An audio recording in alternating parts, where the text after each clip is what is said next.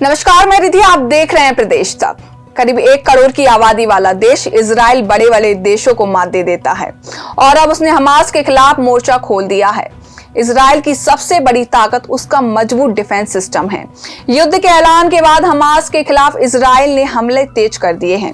इस वॉर को जीतने के लिए अब इजराइल की सेना ने अपने हाईटेक हथियारों, टैंकों और फाइटर जेट को भी मैदान पर उतार दिया है। दुनिया ये जानती है कि इजराइल बहुत जल्द इस युद्ध में जीत हासिल कर लेगा। मजबूत आर्मी के बाद इजराइल की सबसे बड़ी ताकत उसके आधुनिक हथियार हैं और उसके पास हथियारों का भंडार है।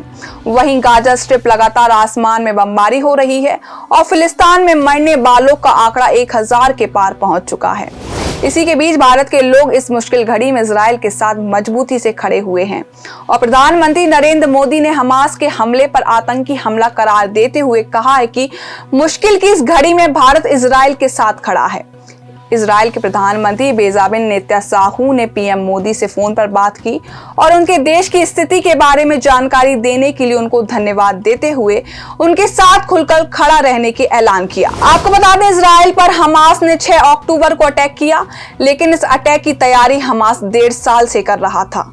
साल 2021 में इजराइल और हमास के बीच खूनी जंग हुई थी। उस जंग में भारी नुकसान उठाने के बाद से ही हमास ने इजराइल के खिलाफ अटैक की तैयारी की थी। साल 2021 की जंग के बाद हमास ने इजराइल पर एक भी अटैक नहीं किया। हमास ने गाजा स्ट्रिप में कुछ आतंकी गुटों के खिलाफ कार्रवाई की और इजराइल को ये भरोसा दिलाया कि वो जंग लड़ना नहीं चाहता और खुद को इजराइल के सामने आर्थिक तौर पर कमजोर दिखाया। हमास की तरफ से हिंसा थमने और हालात सुधरते देख इजराइल ने गाजा स्ट्रिप में मजदूरों को अपने इलाके में काम करने की इजाजत दे दी। हमास ने इन मजदूरों के बीच अपने एजेंट को प्लांट किया और इजराइल की जमीन पर सुरक्षा इंतजामों की जानकारी चुराई।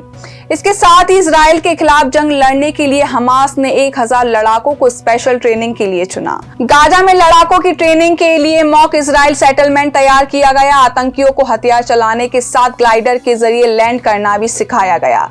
ये सब कुछ 1.5 साल से बेहद गुपचुप तरीके से हो रहा था। इजराइल से खूनी बदला लेने के लिए साजिश रच रहे हमास ने यह पूरा ख्याल रखा कि मोसाद को उसकी भनक भी ना पड़े। हमास की तैयारी इतनी खुफिया थी कि हमले से पहले तक इजराइल को इसकी भनक तक नहीं लगी। फिलहाल इस खबर में बस इतना ही। देश दुनिया और अपने आसपास की ताजा तरीन वीडियो को देखने के लिए प्रदेश तक को लाइक करें, फॉलो करें और YouTube पर सब्सक्राइब कर बेल आइकॉन को दबाना ना भूलें। साथ ही ऐसी ताजा अपडेट के लिए प्रदेशतक.com पर विजिट करें।